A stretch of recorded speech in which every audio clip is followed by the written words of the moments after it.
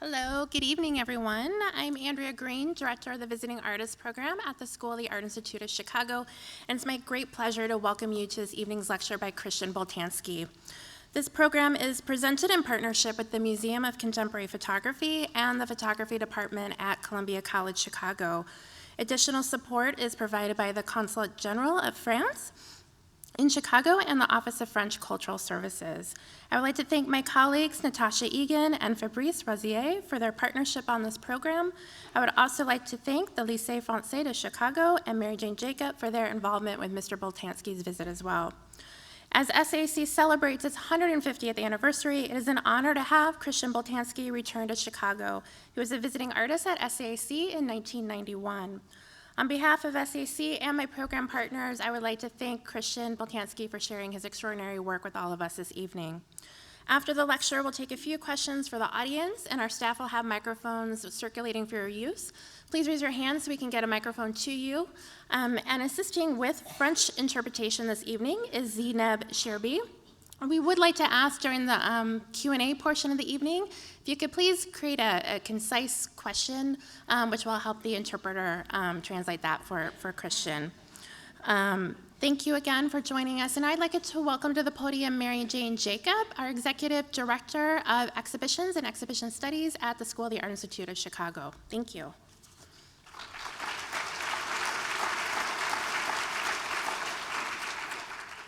Thank you, Andrea, for always doing a great program. Happy to be here with you. I live with Christian Boltanski. Well, let me clarify. He lives in Paris, and I live here, but as a curator, on occasion, one is able to come into possession, by one means or another, of an artist's work. And as a recipient of Christian's work, I get to live with his art every day. Now, not to be disparaging of any other artists with whom I've worked or otherwise live with their art, and there are a few here, there is something about the work of Christian Boltanski that is alive. You live with it, and it lives with you. And that can be true, too, for the museum visitor. The experience of his art is often a living memory. We might say that the human element distinguishes art from all other production, be it your artwork or some other thing which the maker embraces as an art. And it is that human subject, its humanity, that attracts us to Boltanski's art, that pulls us in and sustains us. It fulfills some need.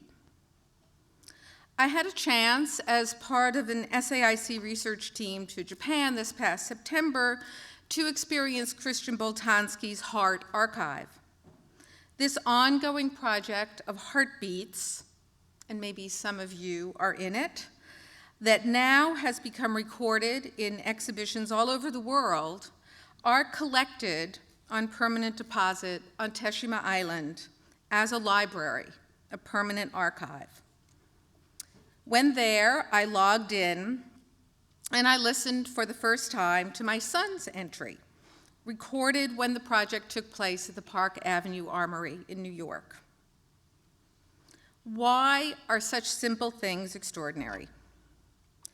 Is it that their very existence is somehow reassuring?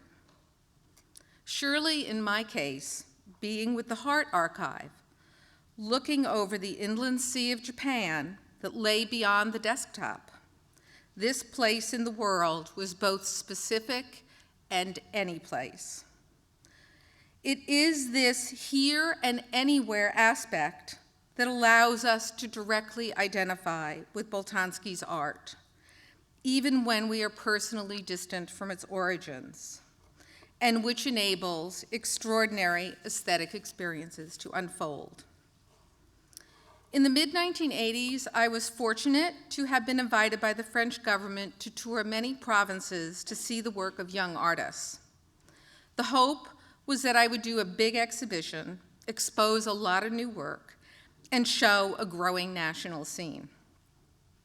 At that time, Christian Boltanski was about 40 years old, young, but not so young. And he was living in Paris, as he always has, the center. But as Christian pulled from a drawer some experiments that he was doing with light bulbs and Christmas wrapping paper and biscuit boxes and photos of faces, our studio visit told me something else was necessary. We needed to see all that had brought him to this point. The hoped-for group exhibition never happened, but a Boltanski retrospective did, organized with my colleague Lynn Gumpert, then at the New Museum. It took place not only there and at the MCA Chicago, where I was, but also toured to Los Angeles, Berkeley, Vancouver, Toronto, thanks to the artist's stamina and the stewardship of Leela Hirsch. But it also took some convincing on the ground here to even go forward with this idea that was not considered very cool or relevant. And it was the steadfast support of a collector, then the MCA exhibition chair, William Hoken, that absolutely made that possible. Well, shows come and go, and parties get from the effort what they will, and once done, the ties between an artist and a curator can loosen and dissolve. In this case, it did not just because I did 2 other projects with Christian, one again here in Chicago, but also maybe because it's the humanity of the art that makes the relationship, so that whether it's personal or as a viewer, it continues to live and remain present. Christian Boltanski's generosity and his constant attention in telling a human story is to share what it is to live life. We thank him for returning to the stage at SAIC again tonight, and if we're lucky, this won't be the last time. Now, Christian Boltanski. Thank you.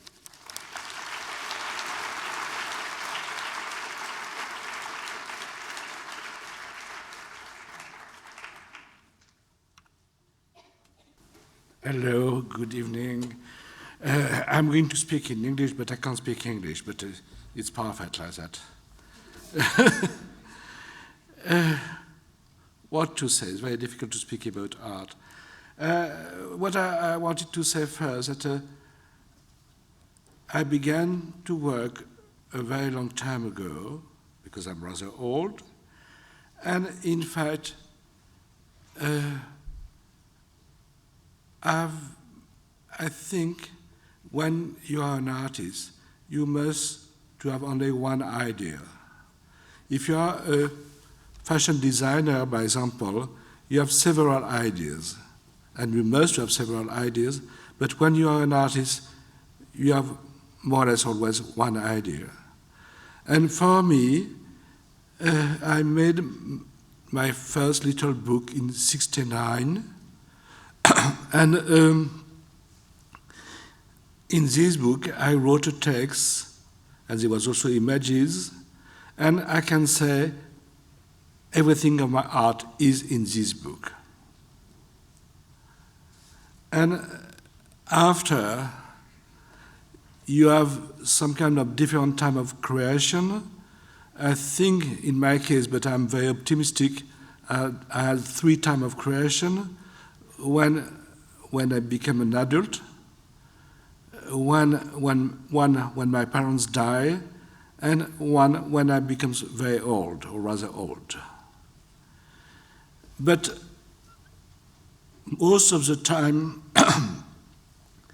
I think a life of an artist is like to make a travel, and after you speak about this travel, but you speak in a different way. You can speak about the landscape, or you can speak about the food, and during your life, you speak about the same travel, but in a different way. And for me, at the beginning of a life of an artist, there is always some kind of a trauma. Most of the time, it's a psychoanalytic trauma. In my case, it was a historical trauma.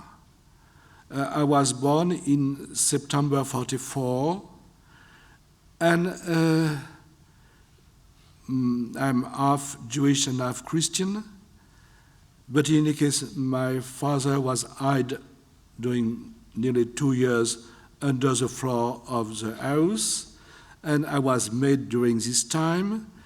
And when I was a little boy, very small little boy, 3 or 4 years, all the friends of my parents were survivors, and I heard a lot of stories about the Shoah. And I believe it was more or less my trauma. It was difficult for me on this time to understand what it was, but in any case, there was this idea of the destruction of the identity. And after, in my work, there was always a lot of people, but not like a group, but like unity, like individuality. I think it was very dangerous to speak about a group, because you can say it's not terrible, we are going to make a war and it will be 2,000 people who are going to die, because it's not 2,000 people who are going to die. It's one who loves spaghetti, the other who loves football, the other who have a girlfriend. It's always one and one and one. And I always try in my work to speak about a lot of people, but at the same time to speak each time about one person. And for that, I made a lot of books only with names of workers in a factory in England, names of artists at the Venice Biennale, and names of dead Swiss.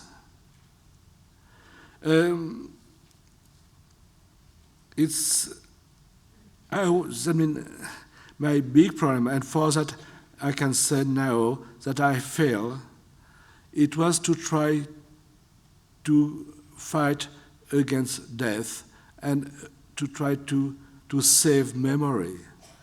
And I always fail. I try at the beginning of my life to save what I've called the small memory, because the big memory are in books, but the small memory is to know some joke, to know where to buy the good cakes in Chicago. I mean, all is the fact that we are all different. And I try to save these small memories, but it's totally impossible.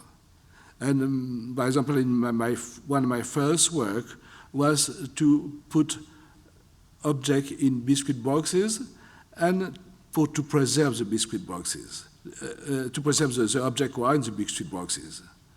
But all that doesn't work. And now also I try to preserve a part of my life or a part of the life of other people, and I know it's totally impossible. For me, to make art is always to ask questions, but have no answers, and to give emotion. And if I make art, it's for the others, but also for me, because I think I'm more happy now than I was, because I try to understand, and art, to make art help me to understand.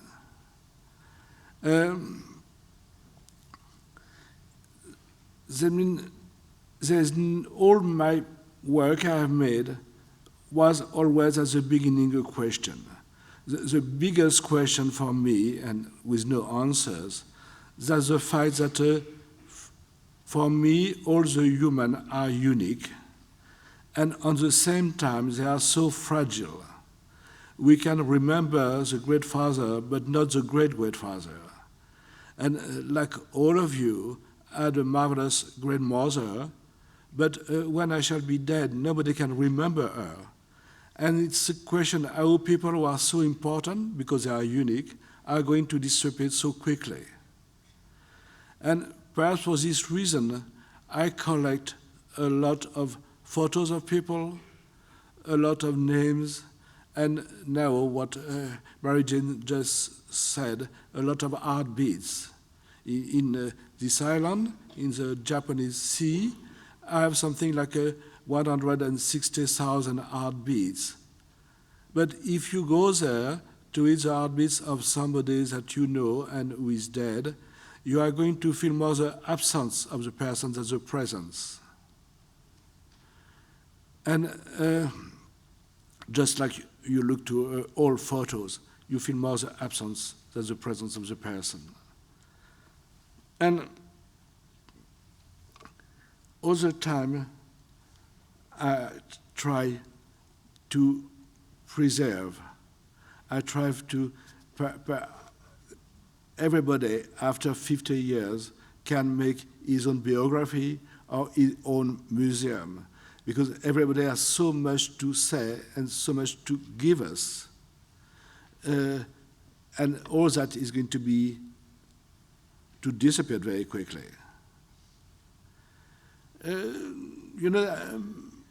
I don't feel myself like a modern artist. I use a modern language. I use objects, photos, videos, sound. But the questions I ask are exactly the same that a question that somebody can ask to himself 300 years ago or 400 years ago. There's very few subjects in art and in philosophy and in life. It's, looking for God, sex, why we're going to die, the beauty of the nature. And I think these questions are always the same from the beginning of the time, but we speak with the language of our time, but in fact it's the same thing.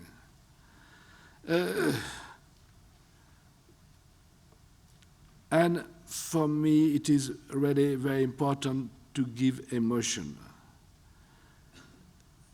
What is very beautiful in art, that it was the only possibility to speak about your own village. But everybody who look to your piece must to feel that it is his own village. I mean, what is marvelous in art that you say something about you, but everybody who is looking at you is going to say, it's me, it's my story. Sometimes I believe that I have no face, but I have a mirror, and everybody who look at me can recognize himself. If you go to the cinema, there's the same movie, but everybody is going to look to this movie in a different way because he's going to look to his own background. And that Marcel Duchamp said that a long time ago, but it's always the one who look at the work, who finish the work. And we send to the visitors, we send him some kind of a stimulus. And each one is going to make the story with his stimulus. And art, perhaps that's the beauty of art, that art is rather imprecise. Like poetry, with so precise and so imprecise at the same time. And this fact that is a little imprecise, everybody can put his own story on it. And in any case, we can speak only between something with in between you and me. If I tell you I have a terrible headache, you can understand that. If I tell you my pancreas hurt me, I hope you can't understand that. I mean, we must have something that we can speak only about something you know already. And only the artist can speak about something you know, but to show you a little better what you know already. And if we can read Proust, for example, is because Proust is not speaking about himself. He's speaking about himself, but all of us were jealous. All of us were waiting our mother one night in our room. And all the time we recognize ourselves in what he's speaking about himself. For me, like an artist, now I speak with words, unfortunately, but an artist, a painter, don't speak with words, but with images or sound. And perhaps what is more beautiful when you speak with images and sounds that is not so precise. And perhaps words are too precise. I was born in art, and that's something rather sad, because I understood that there is something stronger than us is the time where we are born. That means when you see a painting of Watteau and a painting of David, you can see it's not the same period. And it is sure that we are born in a period of the art. And I was born at the time of the minimalists, we can say. And for me, I believe it was good because I'm rather expressionist. And to be born and to use the minimalist language, it was a way for me to be a little more cold. And I always say, but like a joke, that I'm a sentimental minimalist, which is totally stupid. But it is true.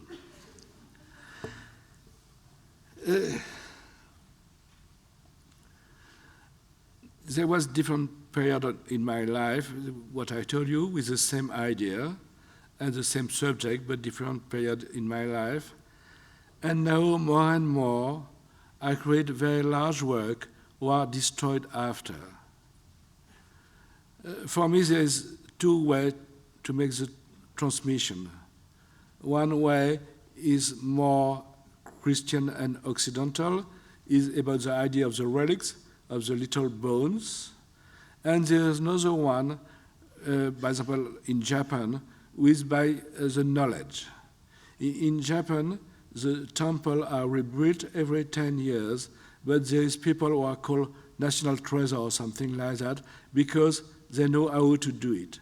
And in my case now, most of the work are destroyed, but like a musical partition, they can be played again. And I'm alive, and I play my own music, but after me, somebody must to play my music. And I hope it will be possible to say it's a piece of Boltanski played by Mr. Jones, and the other one is played by Mr. Smith, but the one played by Mr. Smith is better. He played it better. And, you know, I think it is very important for an art piece to give a new incarnation, that somebody gives some kind of another, the piece is not dead. And I work a lot with the space, and each time, by example, I made a very large work, was called in the New York, in the Armory, it was called No Man's Land, and it's a very, very large work, and I play this work in Paris, in Milano, in New York, and in Japan. And it was the same piece and not the same piece. There was no transport, and each time I do it again totally. And I think the place where I play the piece better was in Milano. But this idea to recreate each time a piece is for me very important. And if I make a retrospective, by example, what I want is to recreate a work with all the old work. The old work must to be back and to be mixed and to create a new work. And now there's I'm doing two kinds of work. One kind is to make this very, very large installation and who are destroyed after.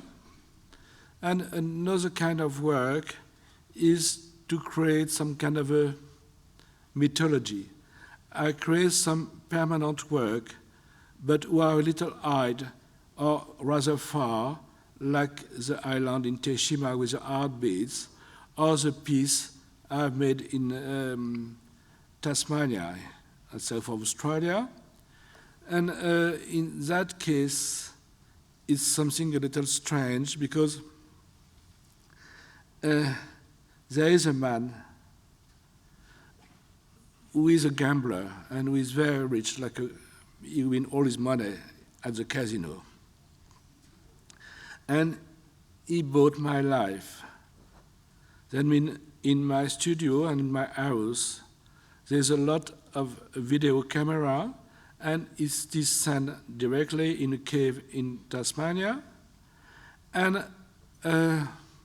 he must to preserve everything if I am in the studio or not in the studio. And it's a way, it seems to be a way to survive. But in fact, at the end, it's going to have nothing of me. First, because if you want to look at the life of somebody, you can't have your own life because you pass all your life to look at the life of somebody. And also because he can look at me, I don't know, do that, but he don't have my spirit, he don't have my mind. What was the idea with this piece was, like he's a gambler, I sold it in viager. She know what viager mean. Annuity, so he sold. In any case, he pay me every month some money, and in 3 years now, he's going to give me back the money I asked for the piece. And like he's a gambler, he told me that I'm going to die before 3 years, like that he wins the money. If I die in 10 years, for him, it's something terrible. And I was always very interested at the idea of chance.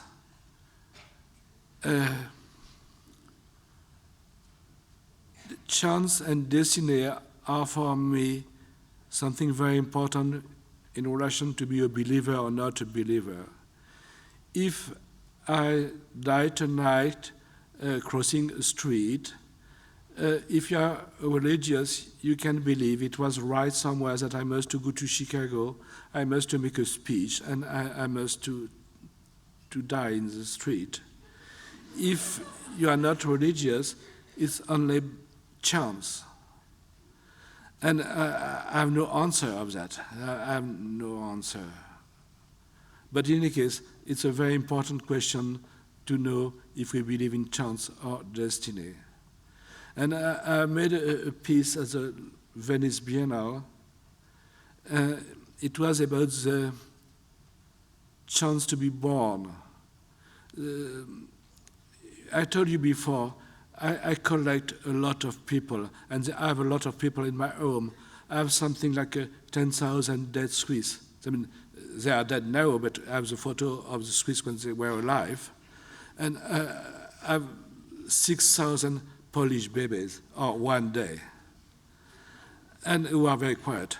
There was some kind of a big machine, a little like in the old time when they print newspaper, bzzz, and there was a computer who only by chance stopped the machine, and there was one baby who would choose and film during the 1 minute. And the question was, if my parents made love 1 minute before, I shall be totally different, or 10 seconds before, I shall be totally different. And what I am, it's also a question of chance or destiny. But also in the piece, who was at the armory, there was a mountain, very big mountain of used clothes.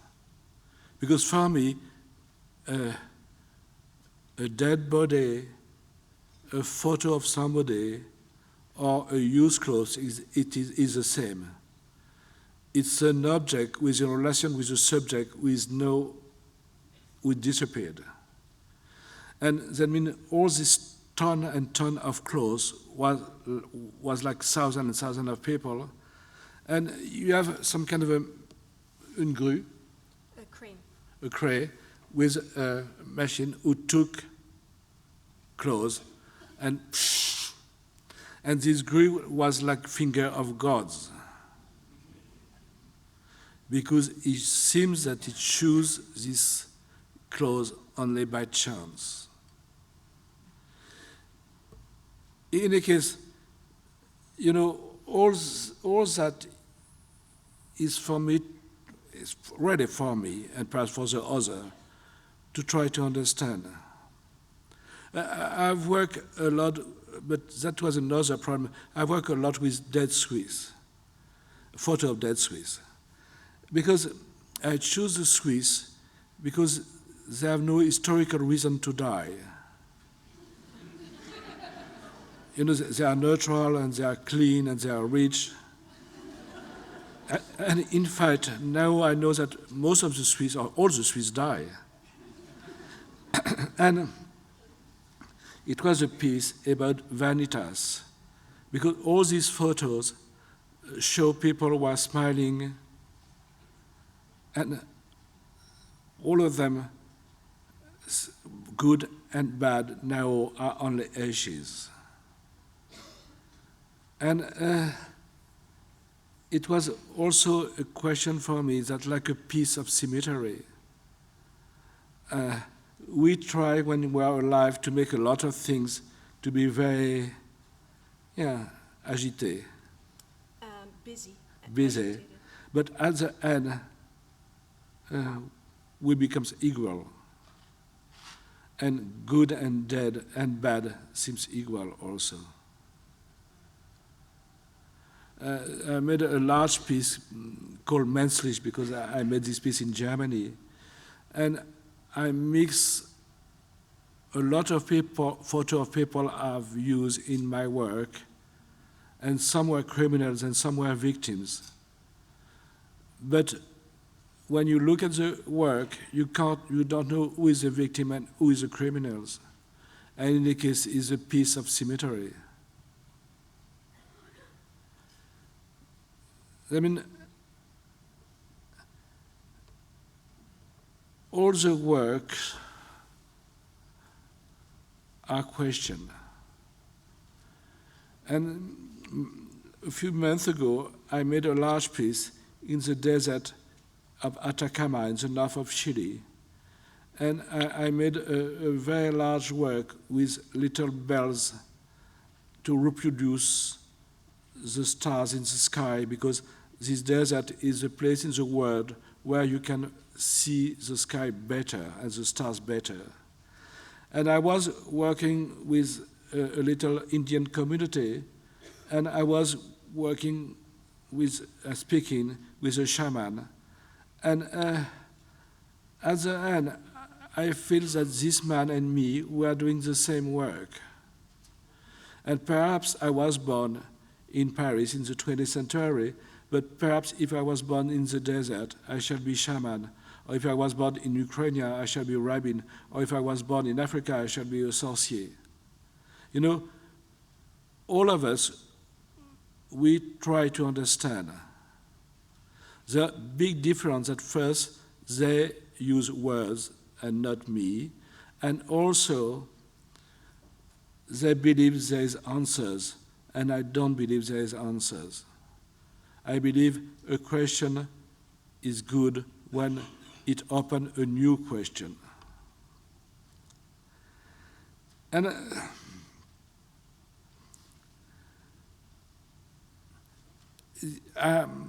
the form is very important, because we speak with this form, and the form must to touch people and to help people to understand the question. But that's the piece with Polish babies was turning so quickly. And now no, if I be, it was something in the same show. It was all the people, I mean, who die and are born during one day. In any case,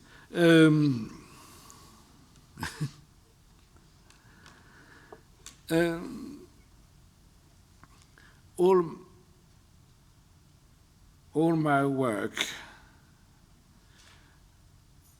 is like a long process to try to understand a question I had when I was very young.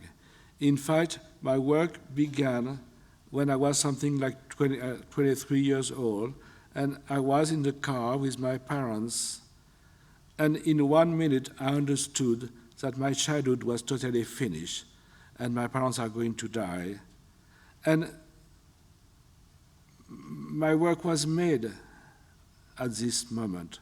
What I have done after was already there. And you know, there's something very strange when you work. I have not often new ideas. I have very few new ideas. And most of the time, you have nothing to do. You are in front of a wall, and you try to understand, and sometimes the wall opens, and it seems that you have understand something. I was teacher a large part of my life, and I always said to my students, the only thing you can do is to wait and to hope. Would depress them, I can say. They are very depressed after. But, you know, to wait and to hope that perhaps one day you can understand something. It is sure that in art, when you are a teacher, you have nothing to teach and there's nothing to learn. The only thing is to try to understand who you are. And perhaps to be an artist is to make a very long, very slow, and very naive psychoanalysis. And to try to understand, I mean, one of my favorite artists is Louise Bourgeois. And it is sure that all of art is in relation with a problem with her father. I don't believe she resolved this problem, but I believe she was more happy at the end than at the beginning. And in any case, she created marvelous work. But I mean that the fact you speak about something, you feel better. And there's something marvelous when you are an artist, that if you are sad, you show the sadness. And you create a distance between your sadness and the real sadness. When I was young, I was often very sad, but the fact to speak about the sadness saved me. And I really believe that art saved me. When I was a child, I was nearly crazy, really nearly crazy. I couldn't go to school, and I stopped to go to school at 12, and I passed all my time looking at the window, and it was a disaster. And one day I made a little drawing, and my older brother said, "Oh, you have made a nice drawing." And it was the first time that somebody told me that I made something nice, and I decided it would be my job. And my parents were very sweet people, and they understood that I couldn't go to school. And I said, I want to have a big piece of wood and to make painting, and they bought me a big piece of wood. And I made a lot of painting. I'm not sure all the painting disappeared, and it was good things. But in any case, to be an artist saved me, that I'm totally sure. And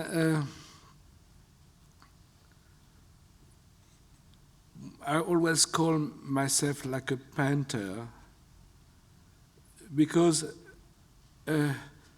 for me there's two kinds of art. One kind of art is with the idea of the time, with a beginning and an end. And another kind of art is with the space. And I work with the space, and not really with the time. Because when you make a show, people can stay 10 minutes in the first room and 20 minutes in the second room.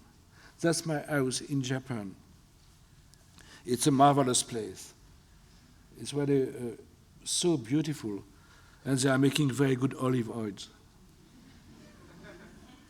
And if you go there, and you can listen the heartbeats of who you want. There's what I told you, 160,000 heartbeats, human heartbeats, and one heartbeat of a dog.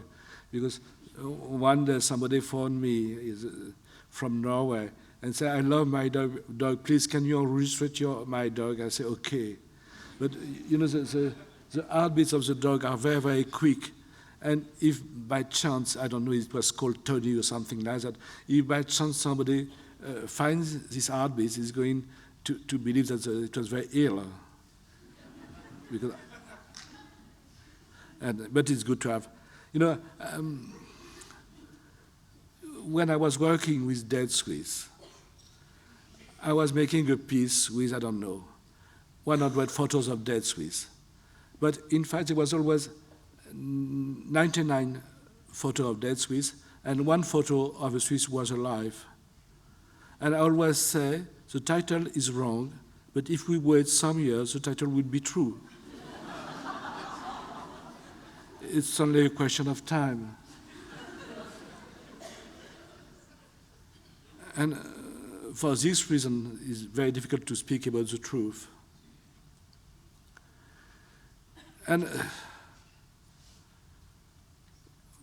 for me, give a name is important.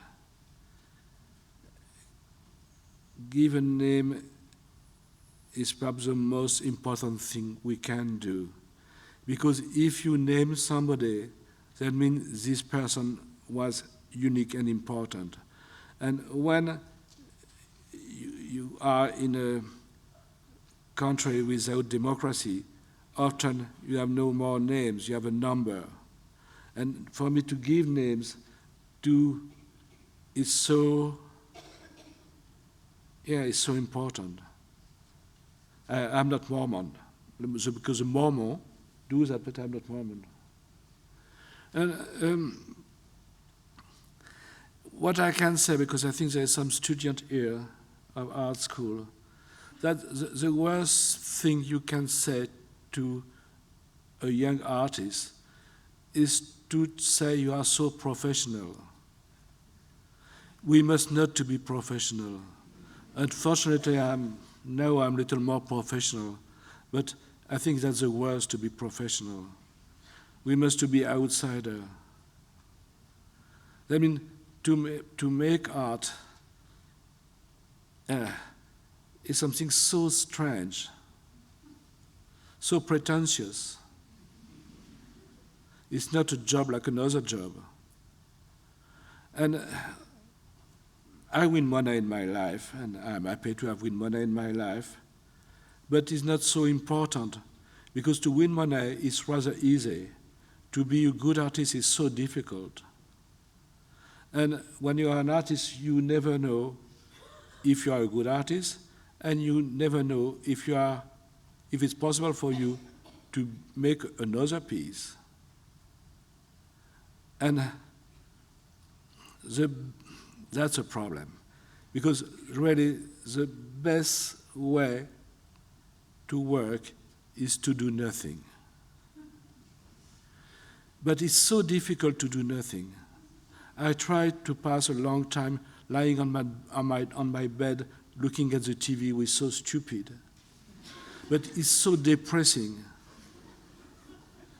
that I give me some duty to travel, to make shows, to go to Chicago to make a speech, But I know all that. I do all that because it's more easy than to do nothing. And the only good time to understand is to be very depressed and to wait. But all of us, we need to be a real person and to say, you know, tomorrow I must to take the plane and I am so tired and I must to see this curator. But all that is only to be like a normal person. When I wanted to depress my student, who was something very useful for them,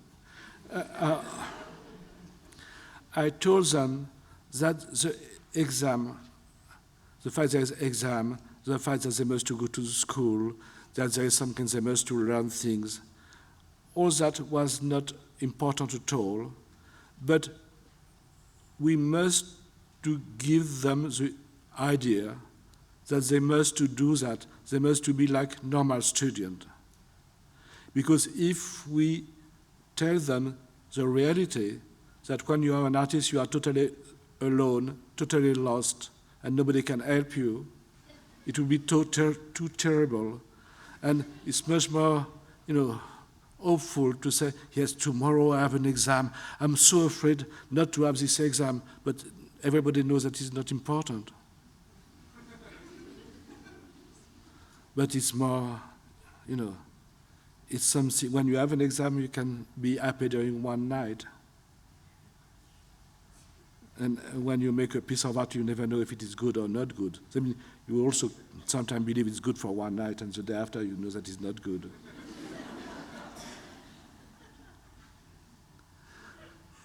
But in any case, it's a long, it's a life.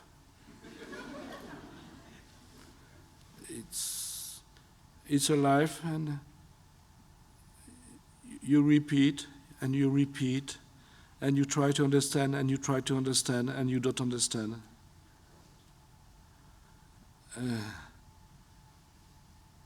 And perhaps at the end, you feel a little better. That's all.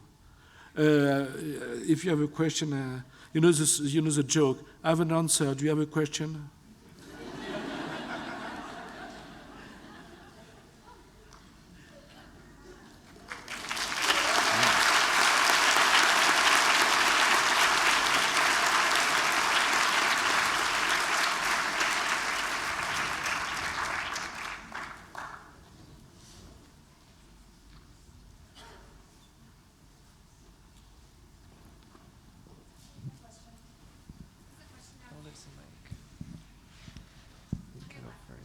So what is the definition of nothing?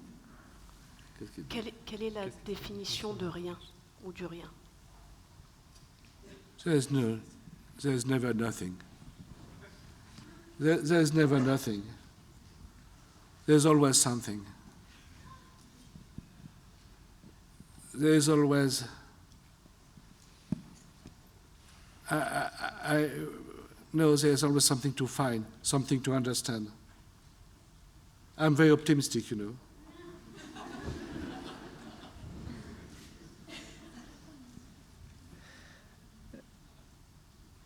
Merci beaucoup.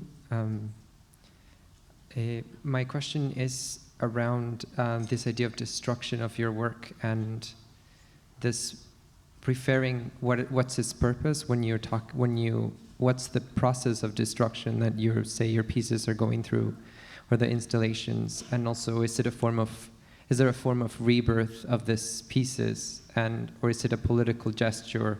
Or you talked also about the realization of the impossibility of preservation.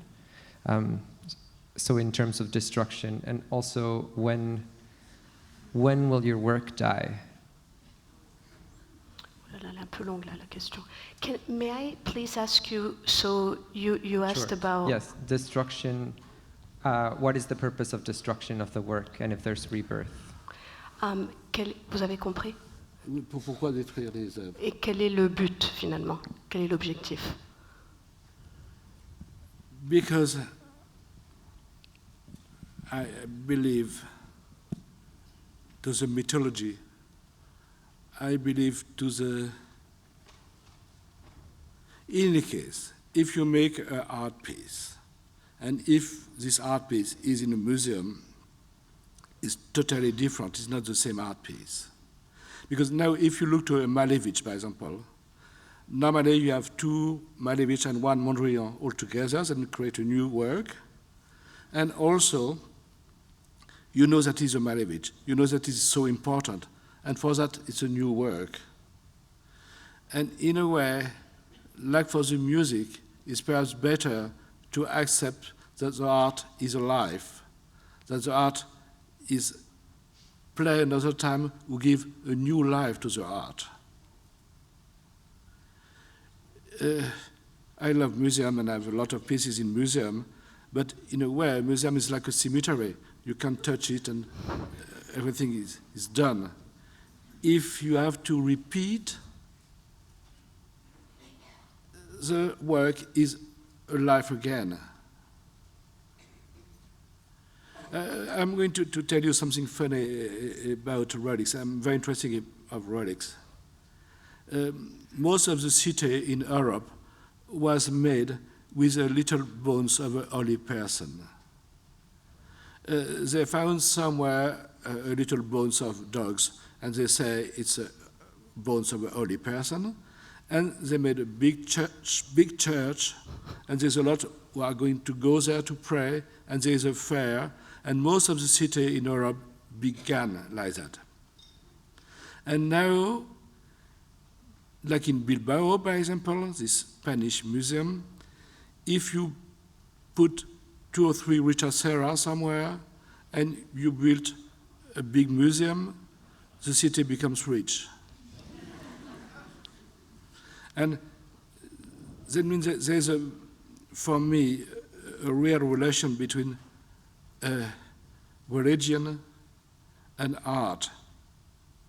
It's possible today to make Van Gogh exactly like Van Gogh painting. And we can have 1 million of the same Van Gogh painting everywhere.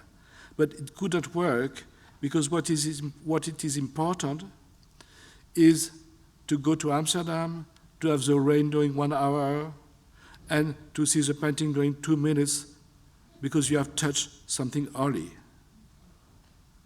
And there's always this relation between art and religion, I believe. And for me, perhaps, if I want that people do again, is to repeat the prayer. It's like to go to church and to make the same gesture, to repeat the same gesture.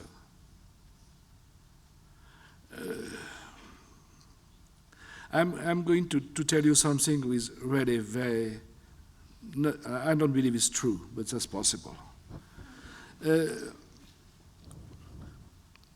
Our face is some kind of a puzzle of all the people who were before us. I mean, you have the nose of a great-great-father, you have the mouth of a great-great-uncle, and the eyes of a great-great-aunt, and all these people disappeared, but they are inside your face. And I believe they are also inside your spirit. And it's very difficult to say that. I think inside me there is some kind of a rabbin. And for that the story, the book, or the story, what is right, is so important.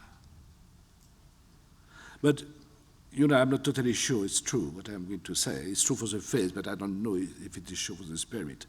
But I believe we receive a knowledge by the ancestor who give us some kind of a knowledge with very mixed and very complicated too. I mean, I'm also Corsican and I must have some kind of a bandit. Comment on dit bandit? Un bandit? Ah, okay, a thief. of course, a thief inside me. But we have all this nature. But I believe we have a knowledge which is coming from the ancestor. And I think for this reason, perhaps, in my art, the knowledge is more important than the relic. You have another question?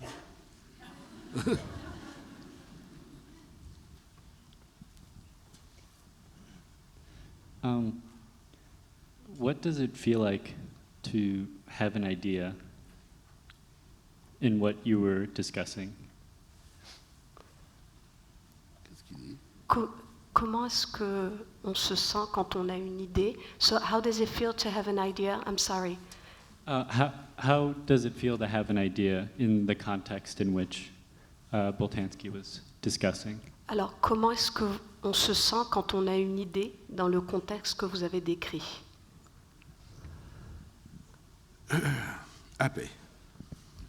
But it's not only happy. You know, really, I'm sure all the artists know that. For some time, what I said before, we're in front of a wall.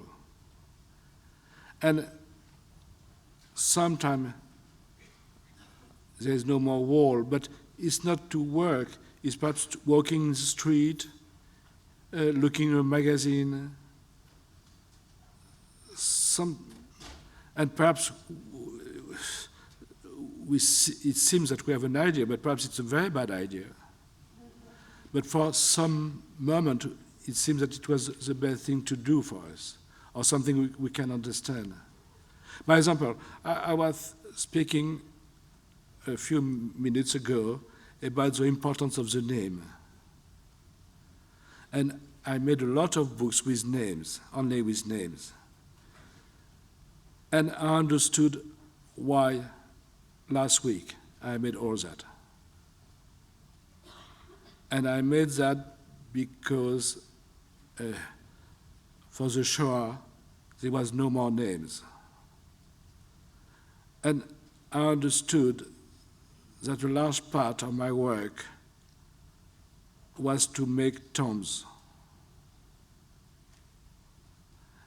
And it is so important to make tombs to people. But, you know, sometimes that's something very pleasant when you are an artist, because you make something, and 10 years after you understood why you have made this piece.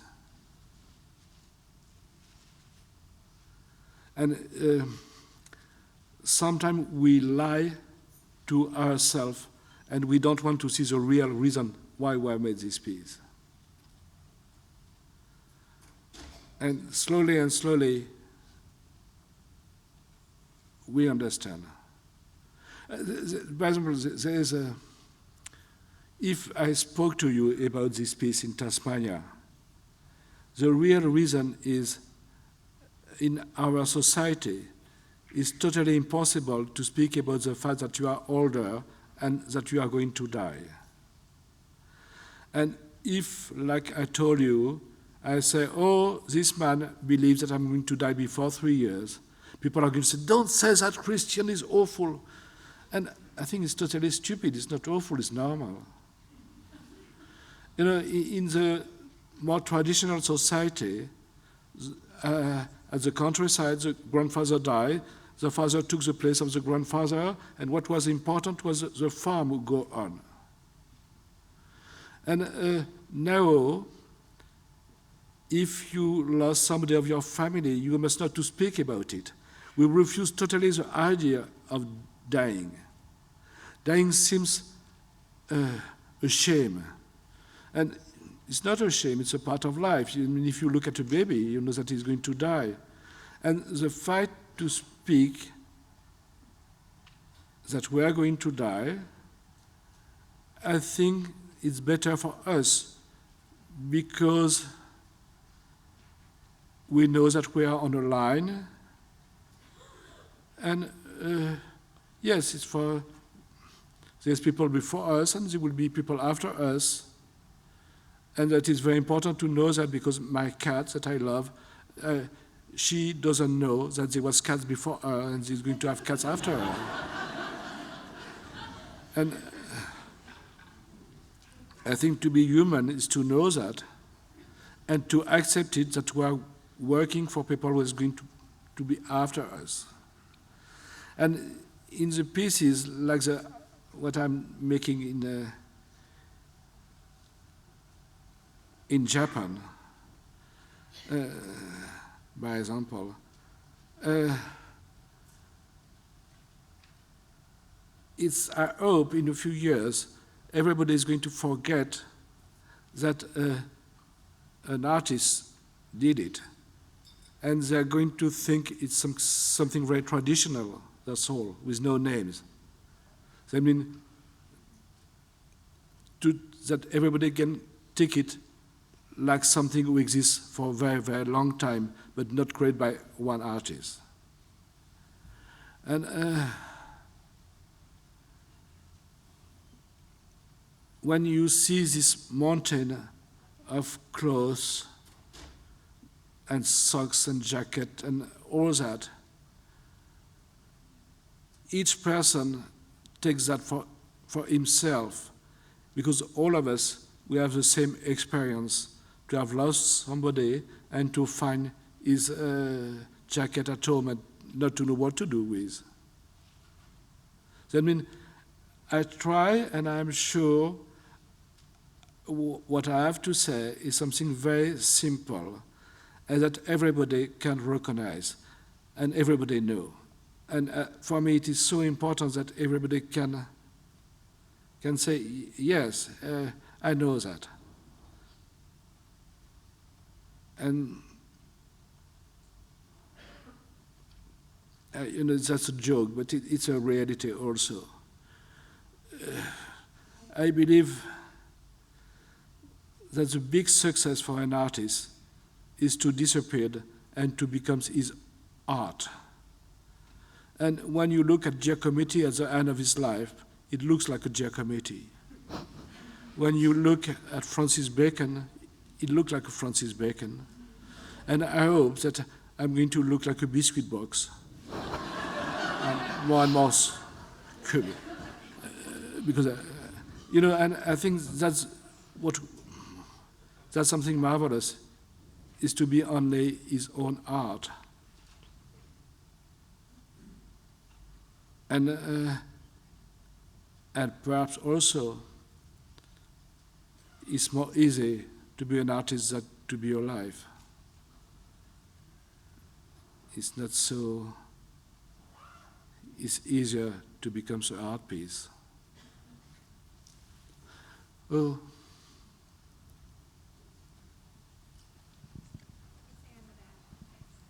I just wanted to share a thought about, when I've looked at your work, I'm reminded of a poet who said, reflecting upon his father's death, that his absence was a powerful presence. Que l'absence est une présence forte. Donc, je voulais faire une observation en regardant votre travail. In any case, more you preserve something for me, because it's impossible to preserve something, more you feel the absence. There is a story, but I'm not sure it's a true story. The idea was when Jackson Pollock died, there was all his friends, and everybody say, he's not dead because his art is here, and it's so marvelous. And there was one of his friends who was totally drunk, and he said, no, he's really dead. I saw him in his tomb. And it's true that what I said, if you look at a photo of somebody who is dead, you feel more the absence. And if there was somebody who lost his son, and he orchestrated the art piece of his son, and he wrote a letter to me, he said, I want to go to Teshima. And I said, don't go. It would be too awful to hear the heartbeats of somebody who is dead. Or if you go there, you must to go like a pilgrimage. Pilgrimage. And the travel is more important than to hear the heartbeats. And in any case, one day there would be more heartbeats of dead persons than heartbeats of people who are alive in Teshima. It will be the island of dead people. But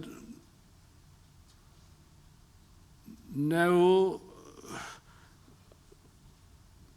what I wish to do before to die is to go on to work, that I love to work, and to create, I have a project, for example, in Patagonia, very far from everything, and I wish to do that. I wish to do that for me, and people can dream, not to go to Patagonia, but to dream about Patagonia. I want to speak with the baleine. The whales. And to make a peace with the baleine. But in any case, it's not important to go there. It's important to know and to dream about the fact that there is a peace in Patagonia, like a peace in the desert in Chile, or the peace in Japan. And my biggest work, for example, that I made a long time ago, it's the biggest work I have ever made, permanent work, is under the School of Music of Paris. And it's possible to go there, but in fact there's very few people who know that this piece exists. I made it more than 20 years ago. And perhaps we have only 2 or 3 people who go by year. I mean, you must have an appointment with the director of the School of Music, and it is in the basement. It's very large. But I love this idea to have this piece in Paris, and it's possible to go to see the work, but nobody is going to go because it's a little difficult, but the piece exists. And perhaps it's more important to know that somewhere in Paris there's so large work of me that to go to see the work. Perhaps if you go to see the work, you are going to be disappointed. I was speaking about names, and I made a piece that I like. In a small room in the Cité Museum of Paris, I collect all the telephone book of the world. And now there's no more telephone book, but it was made more than 10 years ago, 15 years ago. And there's something, I don't know, the 2,000 telephone books. And for me, because I had this idea to name all, to say the name of all the people who were on Earth. But the problem is that people born and die so quickly that after 2 minutes, the list is not good. And for this reason, I decided to collect all the telephone book of the world. And in a small room, I have millions and millions of people. And it's also very useful because if you look at a pizzeria somewhere, you have the telephone book and you can find the pizzeria. Time for one more question.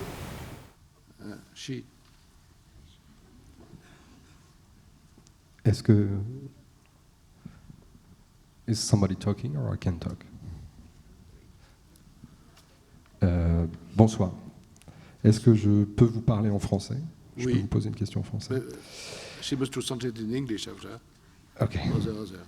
Je voulais aborder la question du nombre et de la limite dans votre œuvre, à savoir que vous travaillez sur des vies réelles, sur des groupes d'humains, comme vous veniez de le dire, par exemple sur des bottins que vous avez accumulés. Je voulais vous poser la question de l'angoisse d'oublier quelqu'un, par exemple. À savoir que, par exemple, les Mormons tentent d'accumuler toutes les traces de vie humaine qui ont eu lieu sur Terre. Comment est-ce que vous arrivez à gérer cette angoisse de la non-exhaustivité dans votre œuvre? Can you translate and after I say? Okay.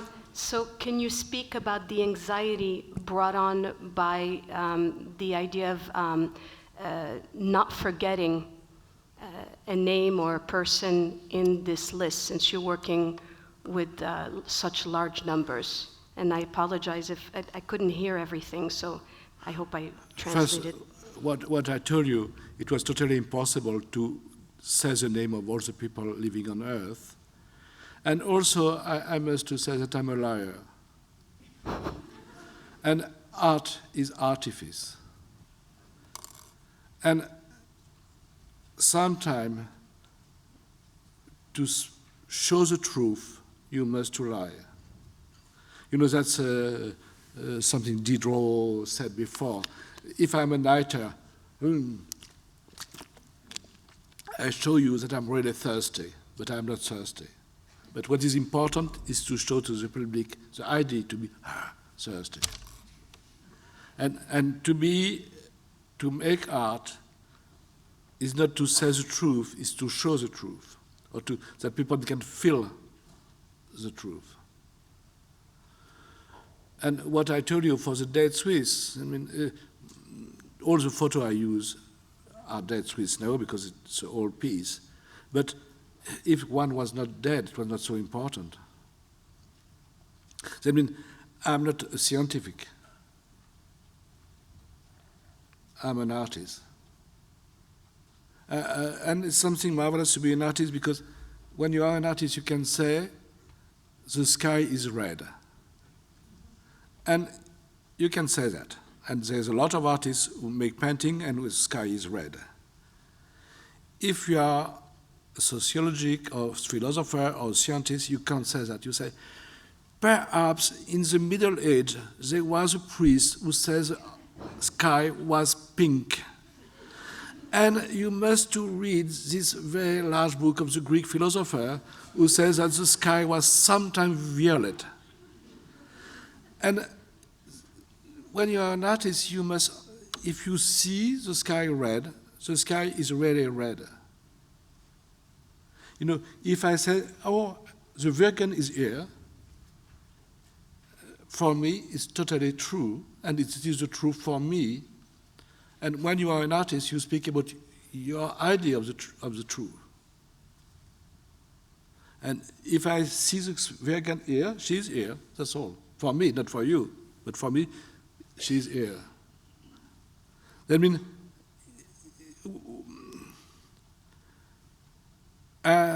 during a long time, but now I'm not so sure of that, I thought that for a scientist, he must to know before to see. I mean, that's the same for an artist. He must to imagine there is something here before to describe and to see the things. That means the imagination is always before the reality. If you want to discover something, you must to imagine that this thing is, and after you can find it. And I think it's the same for artists.